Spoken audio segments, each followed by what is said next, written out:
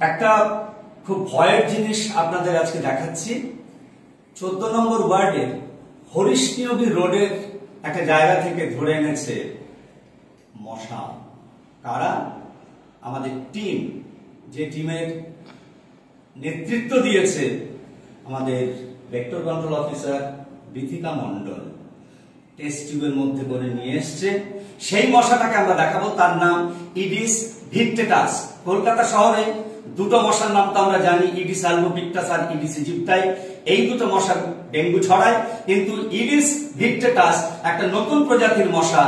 এটা আমরা এই নিয়ে দ্বিতীয়বার পেলাম, যার পেছনেও রয়েছে কাহিনী। এও নাকি ডেঙ্গু ছড়াতে পারে। ডিজিটাল মাইক্রোস্কোপের নিচে আমরা একটু দেখে নিই যে এখানে হেড, থোরাক্স, অ্যাবডোমেন। এই থোরাক্স যেটা বুকের যে দিক, তার উপরের দিকে 6টা সাদা ডট দেখা যাচ্ছে। 1 2 3 4 5 6। সুতরাং ভয় দিয়ে কলকাতা শহরে কে কোথা দিয়ে ঢুকছে, এটাও কিন্তু আমাদের চিন্তার বিষয়। সুতরাং মশাকে অবজ্ঞা নয়, মশাকে উপেক্ষা নয়, মশাকে উৎসে বিনাশ করার কাজটা সবাই মন দিয়ে করুন।